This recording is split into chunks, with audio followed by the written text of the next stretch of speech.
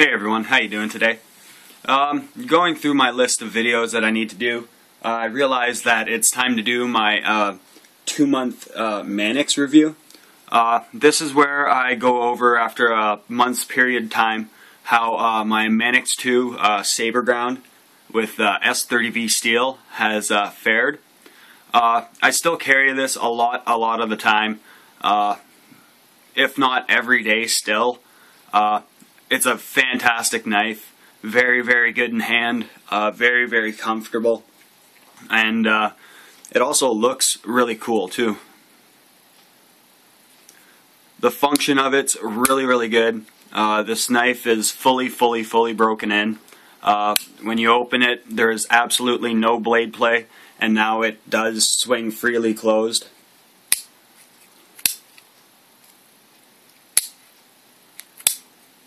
The action on it's been the same. It's been very smooth all through this time. It's been about 2.5 months now at the time I'm recording this, and I couldn't be more pleased. The only thing I could keep saying about this though is when you're using, I don't know if it's the angle of the edge, or maybe I'm starting to think maybe it might be the Saber Ground, but my edge keeps microchipping on me.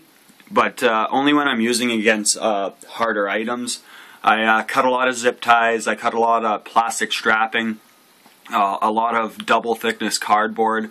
I do use it with various woods to debark if I need to, or just to whittle a bit if I'm in the woods and I have this only. And I'll try to show you these microchips. I had gotten most of them out the last time I sharpened them, but there was one deep one. I'll try to get my camera to zoom so you guys can see this.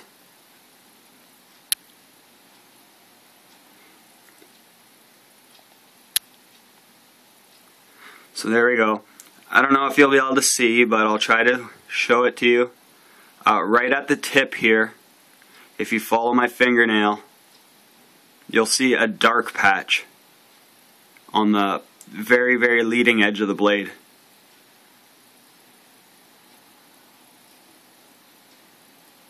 Right where my fingernail is now. It's very small. It doesn't really affect the cutting performance of the knife. Slicing through paper, it doesn't snag or anything like that.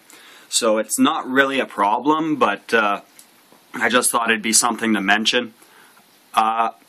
I also have another one that I have not used at all. It's pretty much right out of the package.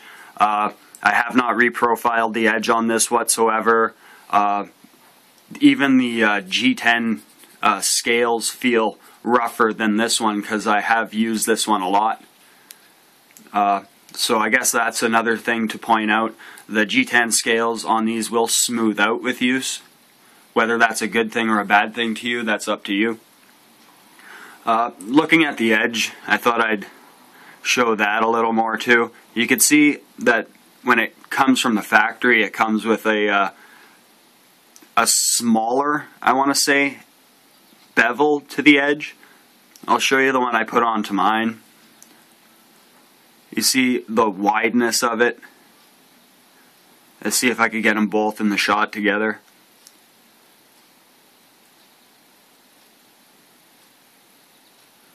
Makes the one that I use a lot more easier to sharpen, since it does have this larger secondary bevel. Just on the action of the lock, this one that I have not used is stiff still. It takes a little bit of shaking to release the blade, but the blade is still very smooth.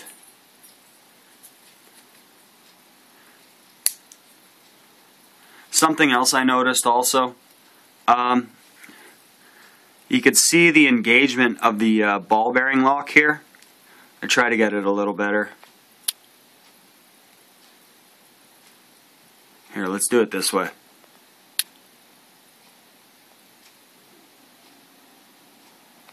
Alright, so you can see the engagement. This is the one on the bottom that I used. You can see the engagement of the ball bearing lock how close it is to the scales. And then you can see on this one that you could have a much larger gap in between the front of the scale and the start of the lock. It means as this one wears, you'll get much more use out of it, because this lock here will travel forward more before it stops.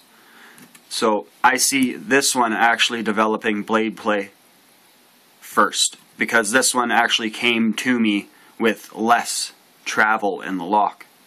Something else I thought I'd point out, because I've noticed it and I thought it would matter to someone. It does matter to me. It means that I don't know, for example, let's say if you use this one for 5 years, that lock might wear to where it touches the scales, and then it won't self-correct itself anymore, and you will develop blade play that you will not be able to get rid of. But on this one, let's say, for example, you might be able to use it for 10 years before it gets to that point. These aren't actual times, these are just an example of what I think might happen. But overall, these knives are absolutely awesome. The S30V steel wears really well. There's very little to no scratches on these. I mean, I've dropped this a few times and there's very little scuff marks on it. The only one that I did have was on the back here, but I just basically licked my finger and was able to wipe it off, and you can't even tell anymore. Overall, these knives are really excellent for the price. Very, very hard to beat them for what you get, for the quality you get, for the fit and finish, for the blade steel, for the lock, all that. So I think I'll end it here. That's been my 2-month review of the Manix 2 with S30V steel, Saber Ground. I'll post another one of these videos in another month, letting you know how it continues to wear, how it continues to fare. Thanks for watching again, guys. Take care.